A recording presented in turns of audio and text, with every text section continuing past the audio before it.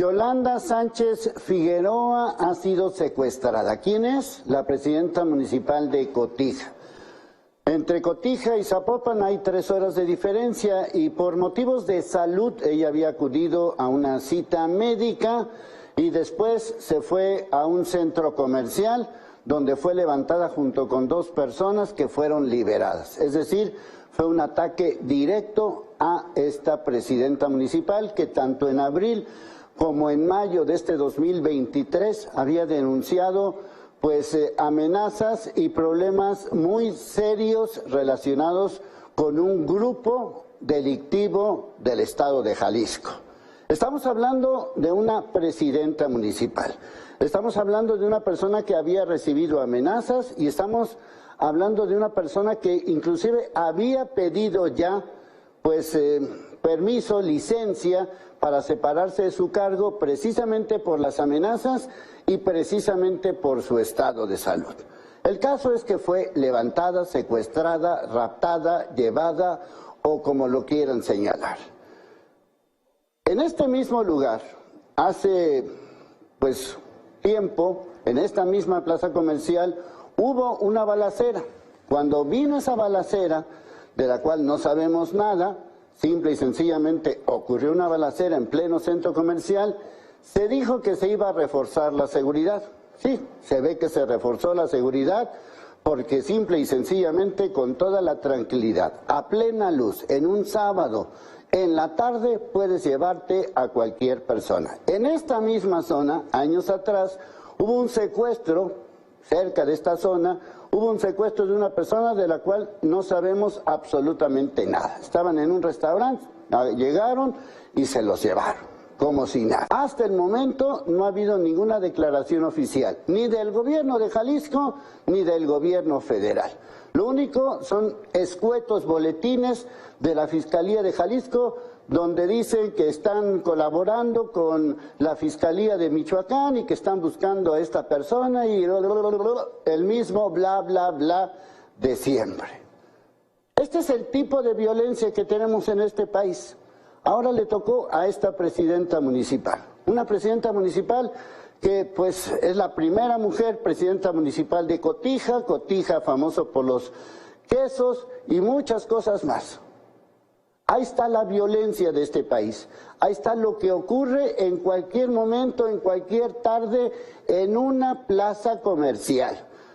Fueron tras de ella, secuestraron a 3 personas, a 2 las liberaron y ella, quién sabe dónde está. Este es el retrato de lo que ocurre en este país, donde cualquiera puede ser levantada, cualquiera puede ser secuestrada, cualquiera puede ser amenazada. Es la violencia política, la violencia de género, la violencia como la quieran clasificar. Esta es la historia de todos los días en este país. Un país que ocurren este tipo de atrocidades constantemente y que simplemente no hay ni respuesta, ni solución, ni nada. Era lo que nos faltaba en Jalisco, otro escándalo más, donde Jalisco es el líder en este tipo de situaciones, donde pasamos de un escándalo a otro escándalo, y otro escándalo, y otro escándalo, y otro escándalo, y otro escándalo, y otro escándalo, y otro escándalo, y ahora tenemos este. Así de fácil, como si nada, y no pasa absolutamente nada. Es el reflejo de la violencia de este país, es el reflejo que simple y sencillamente forma parte de la realidad. No pasa nada, no dicen nada, no hay ningún avance y como si nada se llevan a una mujer, en este caso presidenta municipal, en plena plaza, en plena tarde, en pleno sábado. Así es México, la violencia dominando. Criminales que hacen y deshacen a su antojo. La frase que digo todos los días, un país dominado por los grupos criminales que simple y sencillamente son impunes gracias a esas frases célebres de abrazos, no balazos, la falta de acción, la falta de todo, ahí están los resultados. Bueno, aquí, primero que nada, qué bueno que está libre, me refiero a la presidenta municipal de Cotija, Michoacán, Y qué bueno que hay detenidos, que por cierto fueron detenidos aquí en Jalisco y son de Michoacán. Sin embargo, hay muchas preguntas que no van a tener respuesta. Entiendo la parte del sigilo y de la investigación y de todo ese tipo de cosas, pero dado que esta presidenta municipal ha estado dando declaraciones, me parece, por un lado, no está muy claro. No está muy claro porque a ella se la llevaron en compañía de 2 personas. Ya se aclaró que esas 2 personas no eran familiares de ella, sino gente que trabajaba con ella, número 1. ¿Por qué nada más se la llevan a ella? Pues tampoco queda muy claro, porque a las otras 2 la soltaron, lo cual significa que fue un ataque directo. Entonces, si seguimos la ruta, esto fue desde el sábado, si seguimos la ruta, ella viene de Cotija a Zapopan. De Zapopan se la llevan y la dejan en Mazamitla. En Mazamitla, ella toma un transporte público rumbo a Cotija. Y a la altura de Villamar, pues es cuando se hace el operativo. Ella pide un teléfono celular, se comunica con su secretaria de seguridad, de ahí se arma todo el numerito para poderla, pues ahora sí que, pues no rescatar porque estaba en un transporte público. Por eso llama la atención, decir, o sea, a ver, significa que todo un operativo que se hizo desde Michoacán, 3 horas viajando, gente de Michoacán que te secuestra en Zapopan y luego te dejan para que te vayas a tu casa, pues está raro, ¿no? Digo, qué bueno que no le pasó nada, no está ni siquiera golpeada, según las entrevistas que dio, inclusive está hasta la alimentaron y todo. La pregunta entonces es, ¿qué pasó? O sea, esa es la pregunta.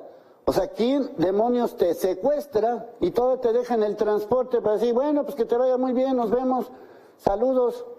Pues está muy raro. Entonces, bajo todas estas condiciones, pues no sabemos exactamente todavía qué pasó, qué grupo se la llevó, por qué se la llevaron, bajo qué condiciones. Bueno, uno de los temas es que ella había dicho que recibía amenazas. Ahora resulta que son recomendaciones. En fin, qué bueno que está bien, qué bueno que hay detenidos. Pero las preguntas siguen ahí. Si es que hubo una coordinación y un operativo, ¿es nada más porque era o es presidenta municipal de Cotija? ¿O cuál es la situación? Porque para una persona normal, parece ser que estos operativos o estos tratos raros con grupos criminales, de esos no existen. Así que ahí lo dejo, con muchas preguntas y muy pocas respuestas. Las 2 versiones de lo que está ocurriendo en Chiapas son gravísimas. La primera versión es la que vimos, la impresión, donde una caravana de un grupo organizado pues estaba siendo alabada, gritada, recibida como si fueran héroes por la propia población. Esa es una versión. Es decir, gente que está vitoreando a criminales. Imagínense lo que estamos hablando. Una caravana de un chorrotal de vehículos de criminales y que son recibidos con aplausos y vivas. Esa es una versión. La segunda versión tiene que ver con que esas personas fueron obligadas a ir a hacer esa valla humana. Miren, cualquiera de las 2 versiones es una atrocidad. Es simple y sencillamente la imagen clara de lo que no se hace en este país, donde los grupos organizados parecen ser los reyes del mundo. Es lamentable que tengamos que llegar por voluntad o por a fuerzas, pues llegar a este nivel. Son criminales que son recibidos como si fueran lo máximo en el mundo. El problema de Chiapas es un problema que ya lleva mucho tiempo. Lo hemos reportado, lo hemos señalado varias veces en El Pulso y parece que no le hacen caso a nadie. Es verdaderamente terrible que los grupos criminales tengan la protección de la población. Insisto, o por voluntad o a fuerzas. Chiapas no tiene gobierno. En Chiapas los grupos organizados están peleándose las plazas y convierten a los lugares en lo que quieran, en verdaderas campañas, pues, que no estamos dispuestos a seguir soportando. Pero, ¿qué hacer con este gobierno? El gobierno que insiste en abrazarlos. La gente, a final de cuentas, está respondiendo tal y como lo quiere López Obrador, abrazando, vitoreando, aplaudiendo a los grupos criminales. López Obrador, ya cumpliste con tu deber. Ahí están los grupos criminales paseando en las calles de este país como si fueran los héroes. Después de 5 años de un mal gobierno, por fin López Obrador cumplió la promesa: tratar a los criminales como si fueran héroes patrios. Prácticamente olvidado el tema de Ayotzinapa. 9 años, 26 de septiembre de 2014. El presidente era Enrique Peña Nieto. Vamos a ubicarnos en el tiempo y en el espacio. Guerrero era gobernado por el PRD.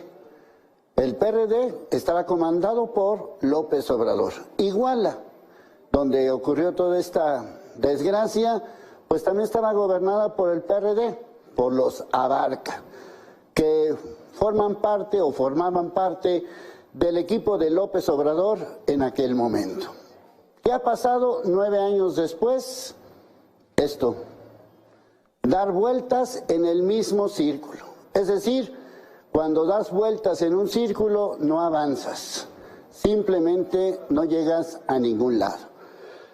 9 años después, el tema ya se nos olvidó. 9 años después, volvemos exactamente a las mismas historias: qué pasó, cómo fue, qué le dijo, que no sé qué, que no sé cuánto, que los WhatsApp, que los etcétera, etcétera. Según la versión del abogado de las víctimas, de los papás de los normalistas, cada día la actual versión del actual gobierno se parece a la versión original del otro gobierno, el de Peña Nieto. La famosa verdad histórica. Es decir, el más reciente informe del tema de Ayotzinapa señala como únicos responsables a este grupo llamado Guerreros Unidos. Prácticamente el nuevo informe del actual gobierno desecha la participación del ejército, justamente lo que se ha estado exigiendo desde los primeros días de este crimen de Estado. Prácticamente el tema crimen de Estado no existe en el nuevo informe del actual gobierno. El actual gobierno prácticamente está replicando lo que el anterior gobierno hizo. Es decir, un grupo de maleantes, de criminales, de Guerreros Unidos, por alguna razón que todavía no conocemos ni conoceremos, pues tuvo broncas con estos normalistas. A unos los desaparecieron, a otros los hirieron, a otros los mataron, a otros los dejaron libres y se acabó el asunto. 9 años después, no hemos llegado a ningún sitio. Si fue un crimen de Estado, pues ¿quién lo orquestó? ¿Desde dónde se orquestó? ¿Desde la presidencia? ¿Desde el gobierno estatal? ¿Desde el gobierno municipal? ¿Quién protegió a estos Guerreros Unidos? ¿Por qué el ejército sí y luego que no, y luego que sí, y luego que quién sabe? El encargado del ejército, de la Secretaría de la Defensa Nacional de aquel entonces, ya sabemos, me refiero a Cienfuegos, protegido por el actual gobierno. Es una desgracia, y es una desgracia no solamente porque hay 43 desaparecidos, oficialmente siguen desaparecidos, sino porque no vamos a llegar a ningún lado. No vamos a tener nunca qué fue lo que pasó. Oficialmente nunca lo vamos a saber. Se repiten las mismas escenas, se repiten los mismos escenarios, se repiten las mismas mentiras. 43 desaparecidos de Ayotzinapa. 9 años después, no pasa nada. Ahí les voy. En el programa de cambios que se transmitió al aire el 2 de julio de este 2023, los expertos que convocamos advirtieron que estamos viviendo una situación climática muy complicada. Entre el cambio climático, entre gases de efecto invernadero, el calentamiento global, en fin, pónganle el título que quieran. Esencialmente lo conocemos como fenómeno del Niño, y que este fenómeno del Niño no solamente está afectando a nuestro país y particularmente Jalisco, sino a buena parte del mundo, y por eso si uno ve el mapa de la sequía de la República Mexicana, notará que casi todo está en rojo, es decir, hay una sequía intensa. Estamos viviendo calores intensos, pero a pesar de eso, a pesar de estos calores intensos, de repente apareció una lluvia que si bien no duró mucho tiempo, fue una tormenta que afectó buena parte del área metropolitana de Guadalajara, pero que también afectó a Autlán de Navarro. Autlán es un municipio y en este municipio pues hubo afectaciones muy serias. Estamos hablando de víctimas mortales, estamos hablando de víctimas heridas, estamos hablando de desaparecidos. Entre las personas que están heridas hay una pequeñita que está entre la vida y la muerte por múltiples traumatismos, además de que perdió a sus padres, una pequeñita de tan solo 11 meses. Pero, ¿qué hay detrás de esta tragedia? Pues sí, uno puede decir, el maldito clima, ¿para qué llueve? O el maldito fenómeno del Niño, o el maldito calentamiento global, o el maldito lo que quieras. No. Detrás de esa historia, de esta desgracia, de este río que se desbordó con lodos, árboles y todo, hay una historia que tiene que ver con un incendio forestal. Y este incendio forestal, en junio, se alertó en Autlán que había ocasionado pues problemas en el suelo. Obviamente llega una tormenta inesperada, fuerte, no pronosticada por cierto, y que lo que hizo fue desbordar este río y arrasó con todo lo que tenía al frente. ¿Qué pasó? No se atendió las consecuencias de un incendio forestal cuyo dictamen técnico se reportó en junio. Julio, agosto, septiembre. 3 meses después, ahí están los muertos, ahí están los heridos, ahí están las desgracias, ahí están las casas pues deshechas, las escuelas deshechas y muchas cosas deshechas. ¿Por qué? Porque no se atendió un reporte. ¿Qué se debió haber hecho? No lo sé. No soy técnico, no tengo la más ligera idea, pero sí sé que se advirtió. Sí sé que hubo un señalamiento. Algo no está bien. Y ahí están los resultados. Miren, somos muy buenos para reaccionar. Bueno, iba a decir muy buenos, pero somos más o menos para reaccionar, pero no para prevenir. Estamos viviendo un asunto climático grave que no solamente es en México, lo vemos en el Oriente, lo vemos en Europa, lo vemos en todos lados. Vean lo que está sucediendo en el sur, en América del Sur, donde también hay desgracias por todos lados. ¿Hasta cuándo vamos a tomar el asunto ambiental? Y este 26 de septiembre justamente es el Día Internacional de todas las afectaciones o de la salud ambiental. ¿Hasta cuándo vamos a tomar en serio el tema de la salud ambiental? Si sumamos las desgracias mortales, en el área metropolitana de Guadalajara y en Jalisco estamos hablando de 8 víctimas, más las víctimas de Autlán. Entonces estamos hablando de un año complicado, que se advirtió en el programa de cambios. Nadie hizo caso, cada quien hace lo que se le pegue su maldita gana y ahí están las consecuencias. Detrás de esta desgracia de Autlán hay una negligencia que se tiene que investigar. ¿O cuántos muertos necesitamos para que el tema del clima se tome en serio y dejemos de vivir tanta maldita desgracia? Ahora sí que se los dije y se los dije. No sé qué es lo que presume este gobierno. Bueno, el gobierno de López Obrador presume 3 cosas: mayor empleo, más remesas y también todo lo que tiene que ver pues con los asuntos económicos en general. Pero en todos esos aspectos está metido el crimen organizado. Se los dije, el asunto relacionado, por ejemplo, con la agricultura y con todo lo que tiene que ver con los productos, ya hay un estudio de la UNAM que confirma y reconfirma que en el tema de la extorsión y del crimen organizado está metido en todo lo que tiene que ver con la producción.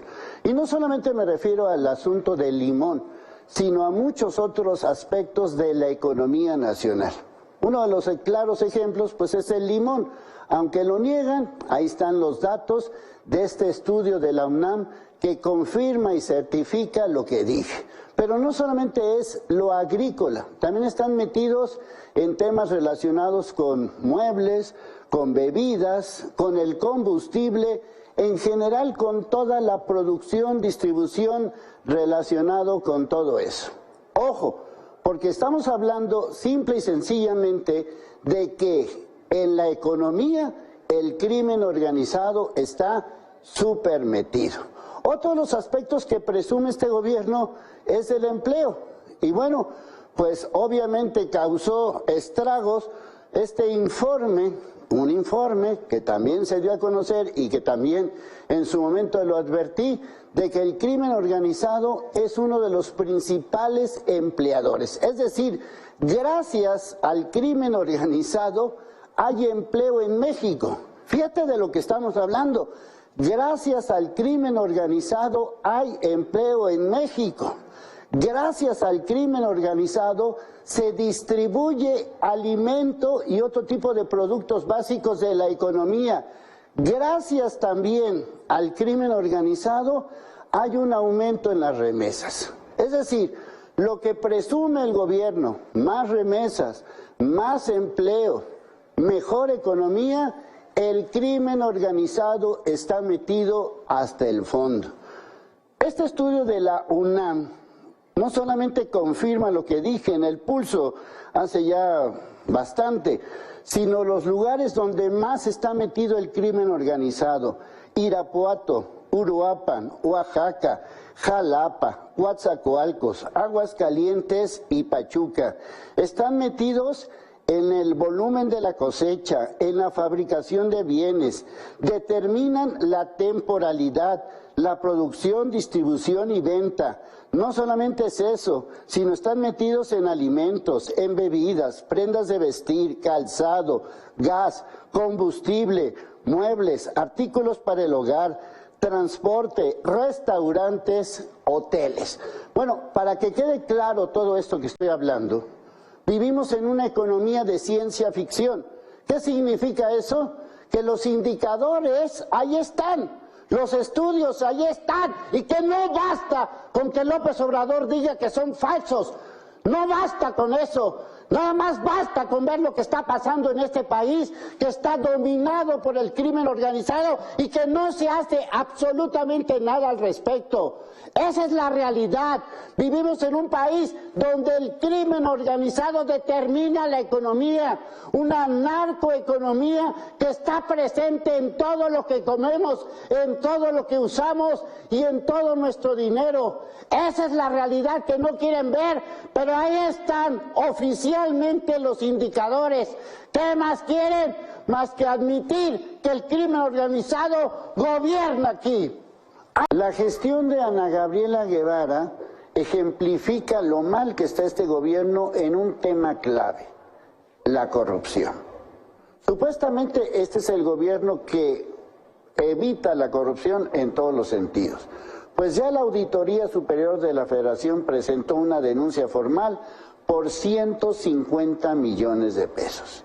De ese nivel estamos hablando, pero no solamente es el dinero, 150 millones de pesos, sino lo que esto implica: compras indebidas, contratos que no deben de ser, adquisición de artículos como relojes que nadie sabe para qué se utilizan. Miren, más allá del tema del dinero, más allá de los 150 millones, se ha reportado infinidad de veces todo lo que sucede en el entorno del deporte. Efectivamente, el deporte durante muchos años ha sido y es uno de los grandes negocios. No solamente por la opacidad con la que siempre se ha manejado, no solamente porque las federaciones prácticamente son guetos donde se ejerce el poder a diestra y siniestra, sino porque no hay resultados. Nuestro deporte en general es malo.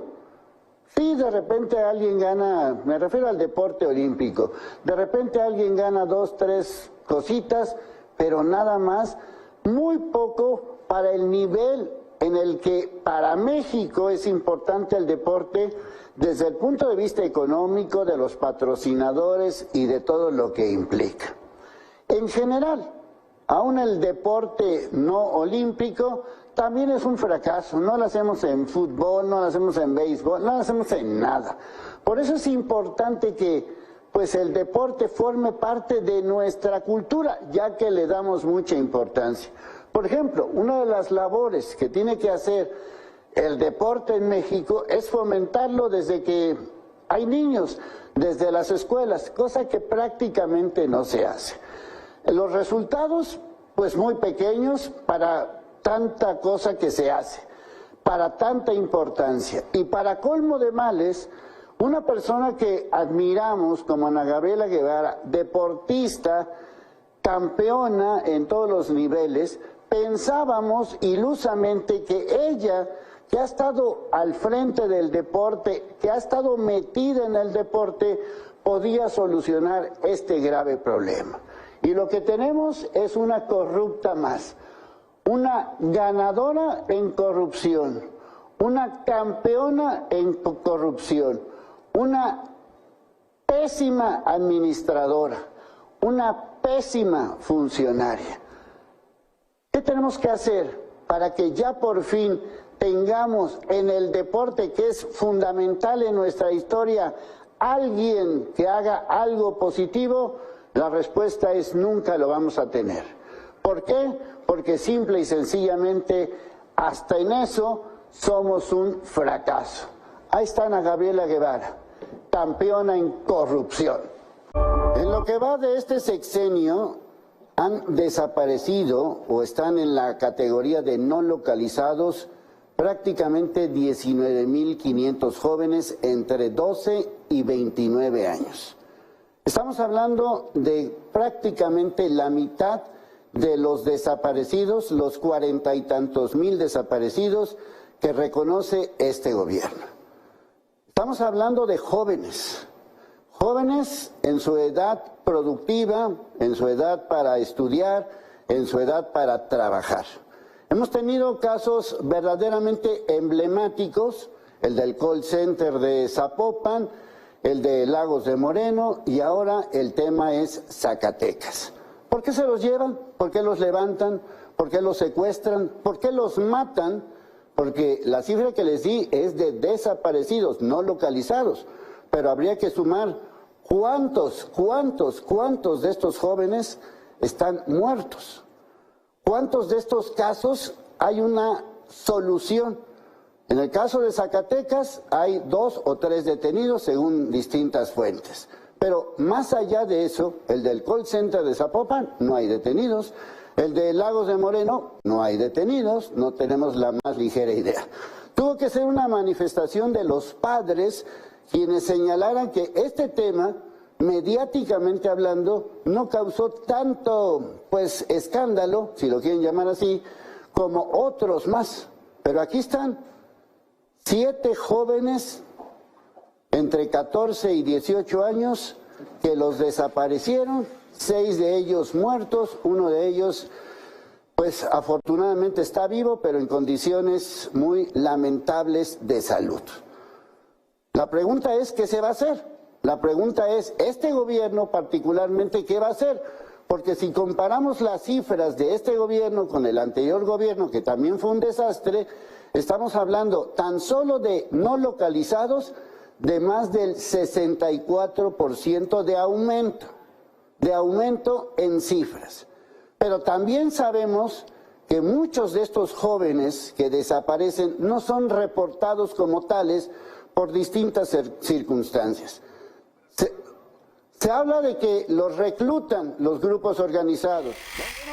Simple y sencillamente no hay respuestas a todo esto.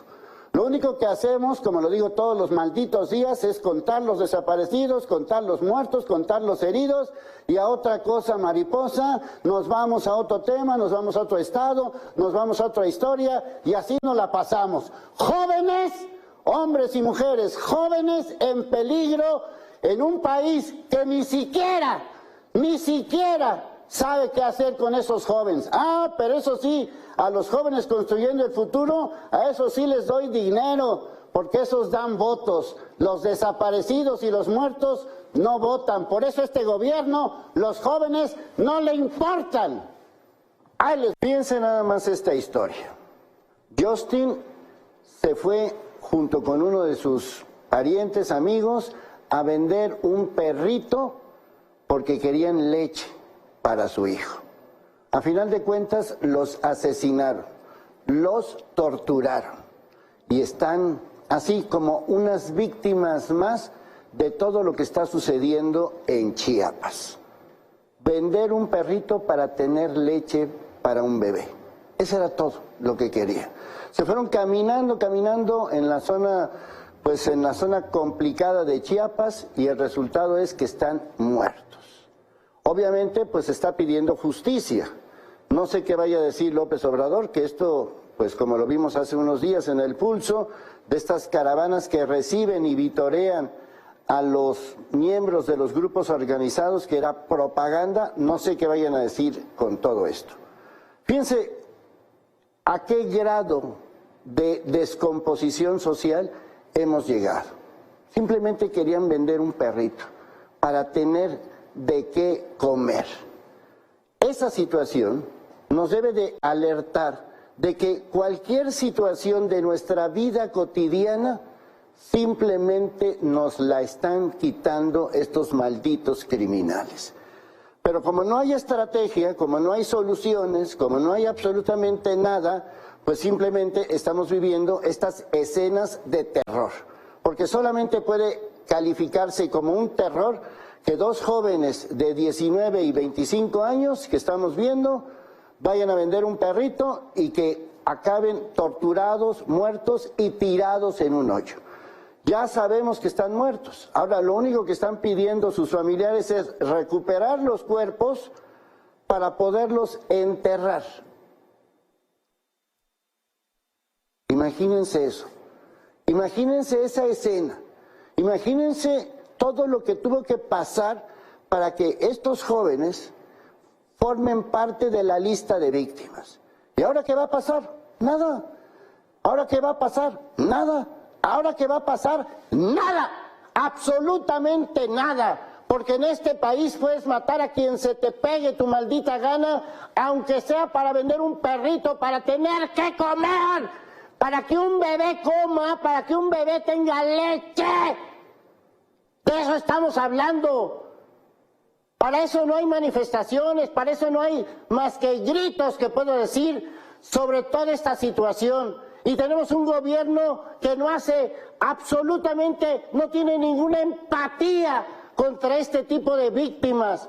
¿Les importa? Pues así no van a conseguir nada. Iban a vender un perrito para que un bebé comiera y grupos organizados los mataron y torturaron.